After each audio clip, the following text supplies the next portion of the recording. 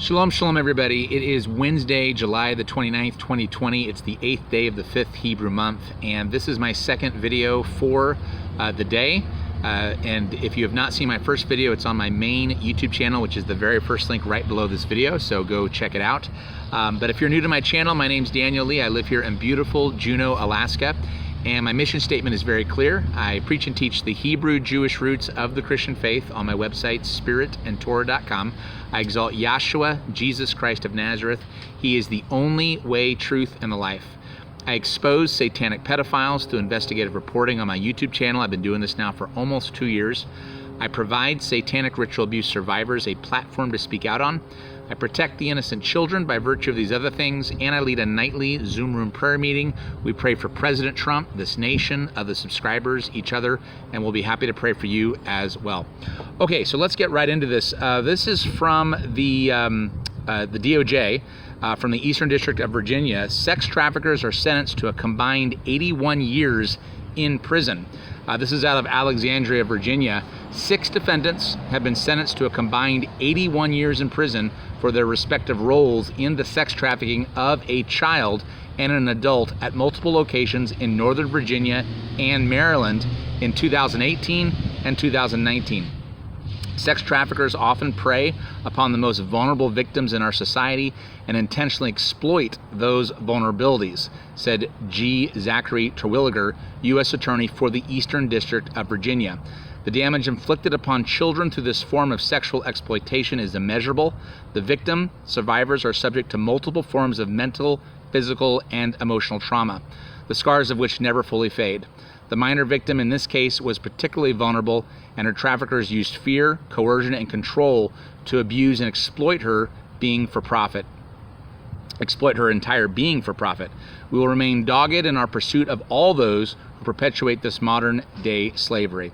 So just wanted to highlight this. This included 6 defendants, so it sounds like it was a actual satanic pedophile ring. Hopefully they will find other victims and be able to help them as well.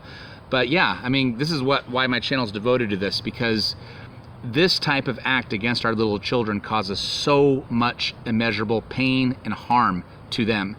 And so let's be praying for this child, and of course for all the children that are being that have been abused by these satanic pedophiles.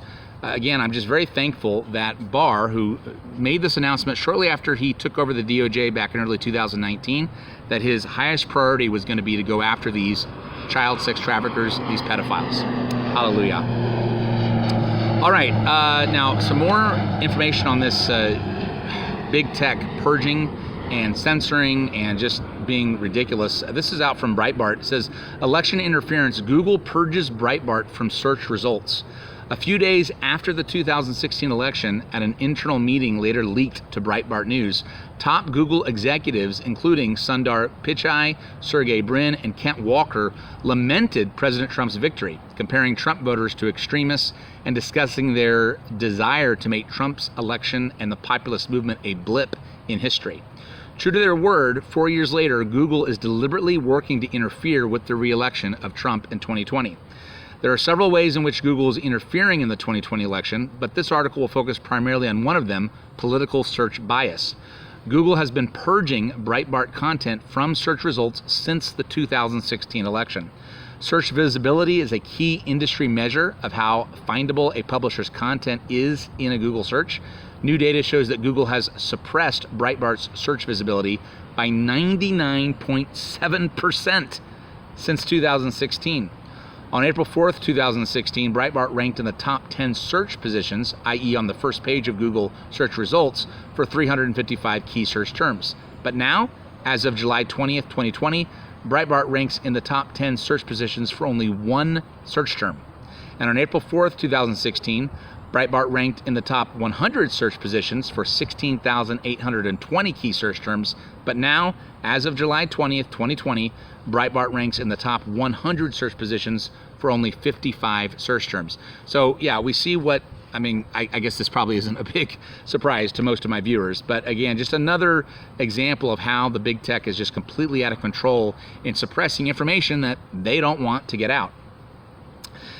Now, speaking of suppression and scrubbing and hiding, this was tweeted out by Technofog earlier today. He said FBI agent Joe Penka, who lied, this is the guy that lied to the FISA court and later interviewed Flynn, he was promoted and moved to the San Francisco area after the FBI learned of serious problems in his FISA application. The San Francisco FBI field office has now scrubbed him from their site. See screenshots below. So, and I'll post a link to this so you guys can see this. But this is just crazy. This is just crazy. So, again, Q has sort of shown us now that Ray is a sleeper, a black hat, and it looks like here's another proof of that, as he basically tried to, you know, didn't get rid of this guy, didn't fire him, didn't bring any type of negative consequences for what Penka did, and instead actually moved him to another office, and now they've scrubbed him and are trying to cover their tracks on this. More and more of this is coming out. Hallelujah. Now, I got an email from a subscriber that actually I was very grateful for, because it reminded me of some things. I had heard that the doctors that I've been talking about over the last couple of videos that stood out in front of the Supreme Court building in DC and, you know, exposed all the disinformation about COVID-19. Well, these doctors have now since met with Mike Pence, and what this subscriber reminded me of is he said, I see on the news today the doctors in your YouTube video have met with Vice President Pence. From what I understand, Pence is a member of PEPFAR along with Fauci and Birx. Pence was the one who brought Fauci and Birx into the task force. Now, I'm not going to go into all the problems I have with Pence. You can just type Pence's name into my main YouTube channel and you'll find, I think, around 24 videos where I expose Mike Pence. I think he's big problems. But I remembered this from when Amazing Polly did a huge expose back in March, when the COVID-19 first started really getting, affecting this country. And she made a video called "We Are Being Played," introducing PEPFAR and Birx. And I'll just read the description of her video. She says, "Who exactly is handling the coronavirus task force in the U.S.?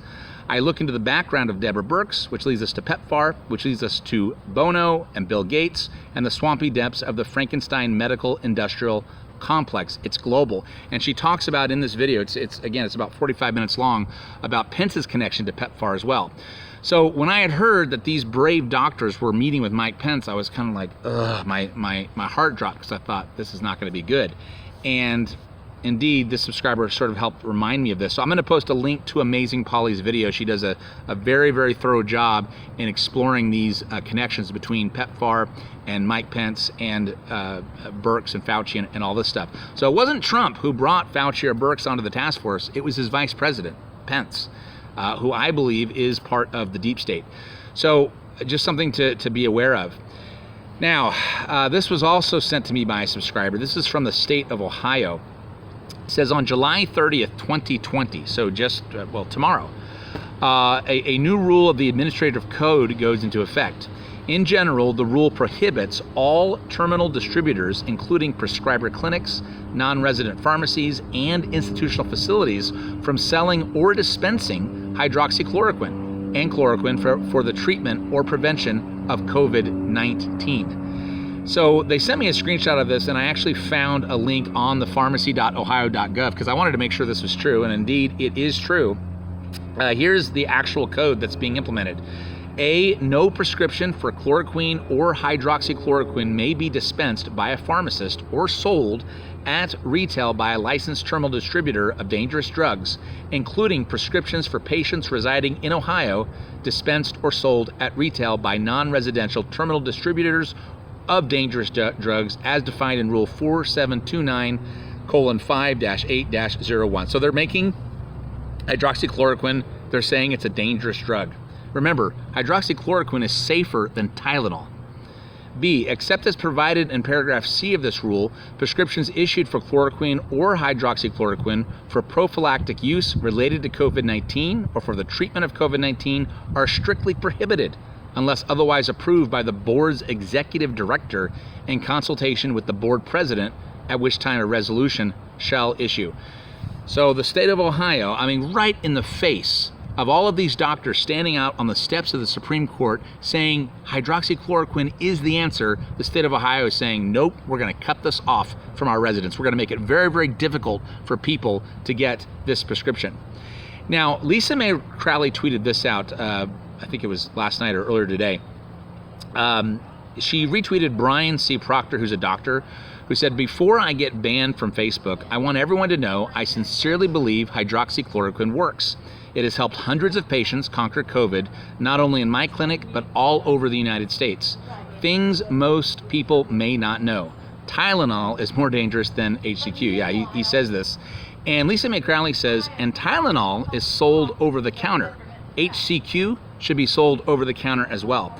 So this has prompted me to think, you know what? President Trump, what he needs to do is he needs to just sign an executive order that cuts through all of this hogwash. He doesn't even need to have a press conference. He doesn't need to have Stella Emanuel standing by his side. All he needs to do is sign an executive order that says, okay, I'm making hydroxychloroquine available to everybody all the time, over the counter. Again, it's available over the counter in other countries. A friend of mine, a podiatrist down in Louisiana, let me know today that if you go to Canada, you can get hydroxychloroquine over the counter, and it's like really cheap to buy. It's available over the counter in a lot of other nations, but not here in the United States. So all President Trump has to do is say, I'm going to sign an executive order that makes this available over the counter. That's what I'm praying for. That's what I'd like to have happen. In fact, maybe we should do another campaign where we tweet President Trump and just blast his Twitter and say, President Trump, sign an executive order that makes hydroxychloroquine available over the counter. I think that's something we should do. Now, as if things haven't gotten insane enough, Portland hits the federal government, the feds, with $500 fine every 15 minutes the fence stands outside a besieged courthouse. This could only happen in wacky, upside-down Portland. The city of Portland, Oregon is fining the federal government $500 for every 15 minutes it maintains unpermitted fencing outside of the federal courthouse that has faced nightly attacks amid ongoing protests and rioting. City Commissioner Chloe Udele said in a statement Tuesday that the fencing is obstructing the street outside of the courthouse. As of Monday, she said, the federal government owed Portland $192,000. We intend to collect, said the city commissioner, who added that she was committed to doing everything in my power to end this federal occupation and move forward with our community's reckoning with racial injustice and our efforts to transform our approach to policing and public safety. So the federal government has set up a fence to protect federal buildings, the federal courthouse, from destruction from anarchists, and now the city of Portland is fining the feds $500 every, 15 minutes for them having this fence to protect federal property. I mean, again, you just cannot make this stuff up. It sounds like some bizarre black comedy. Well, I doubt they're ever going to collect one dime from the federal government on that. It's just insane. I tell you that the residents of Oregon need to rise up and really wake up and change their government. It is just completely and totally backwards. Now, here's some really, really good news. This was an article published by redstate.com. It's called Democrats Rush to Change the Narrative as the Writing They Encouraged Backfires.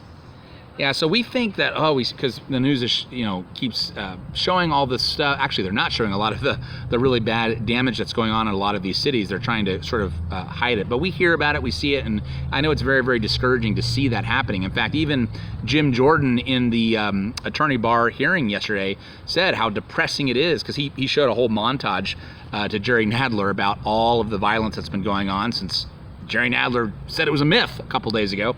And he said how just sort of depressing it is to see. But there's some good news, because this article, The Democrats Rush to Change the Narrative as the Writing They Encourage Backfires, shows how leftists like Joe Scarborough and others are actually tweeting saying, hey, we got to stop this violence. This is making the Democrat Party look really, really, really bad. Now, unfortunately, when I tried to click on this article, it was working yesterday. It has since been removed. So I don't know, again, if this is just another attempt at big tech trying to prevent information that's going to be damaged to the leftists, to the Democrats. But my goodness, I mean, it is a political year. when all of this censorship continues to happen.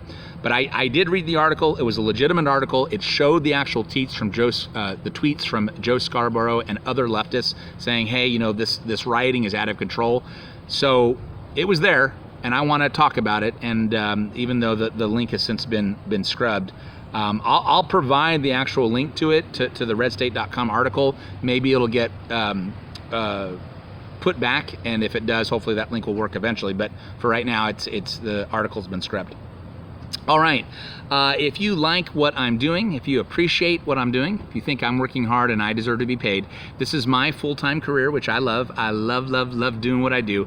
So if you want to help me out, the easiest way to do so is through my PayPal. That is a link right below this video. That's the easiest way to send me a donation. I also have a Patreon. That's a link below the video as well. The way that works is you click on it, you can pledge any monthly amount you'd like, and then that amount is taken out of your bank account at the beginning of each month. If you're old school and you don't want to use the internet to send a donation, that's fine. I also have a P.O. box that's also located below the video, and you can send me a donation through good old-fashioned snail mail. Just remember again to enclose your email address in that snail mail donation if you want a response. If you have a prayer request and you want our prayer team to pray for you, we will be happy to do so. Just make sure you email me. My email is also in the description box below the video. You do have to unfold the description box, scroll down through the links, you'll eventually find my email. Email me your prayer request, I'll get it to our prayer team, and we will be faithful to pray for you. All right, guys, have a wonderful rest of your Wednesday. Shalom, shalom from beautiful and finally sunny Juneau, Alaska. God bless.